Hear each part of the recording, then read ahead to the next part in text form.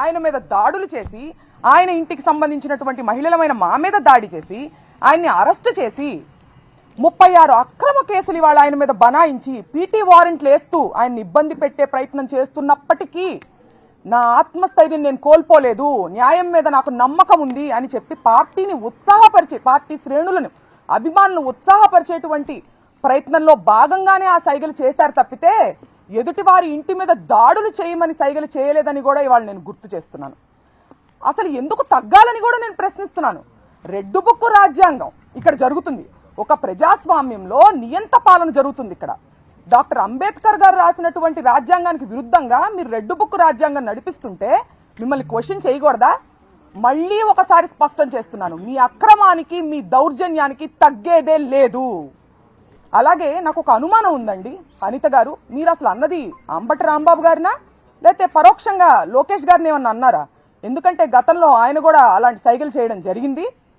మిమ్మల్ని తిరుపతి లడ్డూ విషయంలో అబద్ధాలు చెప్పమని ఏమన్నా ప్రెషర్ చేస్తుంటే ఆ ఫ్రస్ట్రేషన్ ని పరోక్షంగా మీరు ఆయన మీద చూపించినట్టు కూడా నాకు అనుమానం కలుగుతుంది.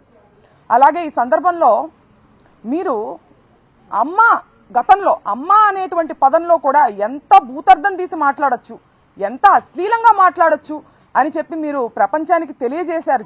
చూసారా? ఆ ఘనత మీకు మాత్రమే చెందుతుందని కూడా నేను చెప్తున్నాను.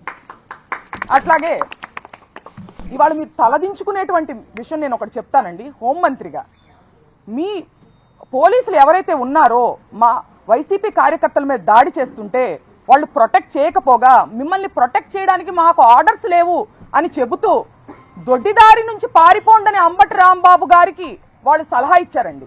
దీనికి అంబటి రాంబాబు గారు ఏమన్నారో తెలుసా?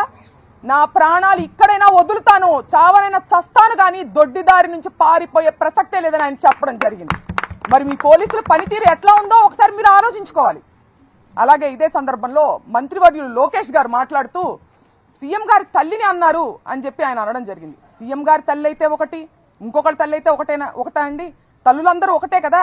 మీరు పవన్ కళ్యాణ్ గారి తల్లిని తిట్టచ్చు, ముద్రగడ గారి ఇంట్లో ఉన్నటువంటి మహిళల మీద దాడి చేసి వాళ్ళని లకారాలతో మీరు తిట్టచ్చు. ఇవాళ అంబటి రాంబాబు గారి ఇంట్లో మహిళలమైన మా మీద దాడి చేసి మమ్మల్ని తిట్టచ్చు. అలాగే నల్లపురెడ్డి ప్రసన్న కుమార్ రెడ్డి గారి ఇంటి మీద మీరు దాడి చేసి వాళ్ళ ఇంట్లో 90 ఏళ్ల వయసు ఉన్నటువంటి తల్లి గారి మీద దాడి చేసే ప్రయత్నం మీరు చేయొచ్చు. జోగి రమేష్ గారి ఇంట్లో మహిళలు లేరా అండి? ఆ ఇంటి మీద కూడా మీరు దాడి చేయొచ్చు. దీన్ని ఖండించాల్సినటువంటి అవసరం మీకు లేదా? అలాగే ఇదే సందర్భంలో మీరు ప్రతిపక్షంలో ఉండంగా గౌరవ ముఖ్యమంత్రి, అప్పటి గౌరవ ముఖ్యమంత్రి జగన్మోహన్ రెడ్డి గారి మీద మీరు లండన్కి వెళ్లారు అనే ప్రస్తావనతో మీరు ఎట్లాంటి అశ్లీల వ్యాఖ్యలు చేశారో మీరు ఒకసారి గుర్తు చేసుకుని ఆత్మవిమర్శ చేసుకోవాల్సిన అవసరం ఉందని కూడా ఈ సందర్భంగా నేను లోకేష్ గారికి తెలియజేస్తున్నాను. అలాగే ప్రశ్నించడానికే ఉద్భవించింది జనసేన పార్టీ అని చెప్పారు పవన్ కళ్యాణ్ గారు. మరి ఈ ప్రశ్నలన్నీ ఎందుకు ఆయన అడగట్లేదు అనే ఒక పెద్ద ప్రశ్న మా అందరికీ ఉందండి. దయచేసి మీరు వీటన్నిటిని ఖండిస్తూ వాళ్ళని ప్రశ్నించాలని కూడా నేను కోరుకుంటున్నాను. ఎవిడెన్స్ ఏమన్నా లేడీ దగ్గర మాకు ఇస్తే మేము చర్యలు తీసుకుంటామని సభలో హోంమంత్రి చెప్తారు. అంటే ఆమె తెలియదు అంటారా రాంబాబు గారికి? అంటే ఎంత దురదృష్టం అంటే అండి, ఇవాళ ఆవిడ మహిళ, ఒక హోమ్ మినిస్టర్, ఒక రాష్ట్రానికి సంబంధించిన హోమ్ మినిస్టర్ అనేది ఆవిడ మర్చిపోయారు. కేవలం ఒక టీడీపీకి సంబంధించినటువంటి కార్యకర్తగానే ఆవిడ స్పందిస్తున్నారు. ఇరుపక్షాల ఉన్నటువంటి తప్పుల్ని ఖండించాలి వివక్ష లేకుండా అనేది ఆవిడ బాధ్యత కాదా? ఇటు పక్కన వాళ్ళ గ్రంథాలయం చైర్మన్ వందన గారు చేసినటువంటి వ్యాఖ్యలు ఆవిడకి చేరలేదా? అవి రెచ్చగొట్టేటివి కాదా? గల్లా మాధవి గారు తరువాత రోజు దాడి జరిగి అరెస్టు జరిగిన తరువాత రోజు కూడా ప్రత్యక్ష ప్రసారంలో కూర్చుని ఆవిడ మమ్మల్ని బెదిరిస్తూ రెచ్చగొట్టేటువంటి వ్యాఖ్యలు ఖండించాల్సినటువంటి బాధ్యత హోమ్ మినిస్టర్ గా ఆవిడకి లేదా అని సందర్భంగా నేను ప్రశ్నిస్తున్నాను. ఫిర్యాదు ఇచ్చారు దాదాపు 25 మంది మీద. ఎంతమంది మీద అరెస్ట్ చేసి ఉంటారు, ఎంతమంది మీద కేసు ఎఫ్ఐఆర్ రిజిస్టర్ చేసి ఉంటారు? హోంమంత్రి మీరు ఏమైనా ప్రశ్నిస్తున్నారు? ఏమండి, దాడి చేసినటువంటి వాళ్ళని అదే మాటలు మాట్లాడి రెచ్చగొట్టినటువంటి వాళ్ళ మీదేమో స్టేషన్ బెయిల్ ఇచ్చి పంపించేశారు. ఈయనేమో దాడి విక్టిమ్ నేమో తీసుకెళ్లి సెంట్రల్ జైల్లో పెట్టడం జరిగింది.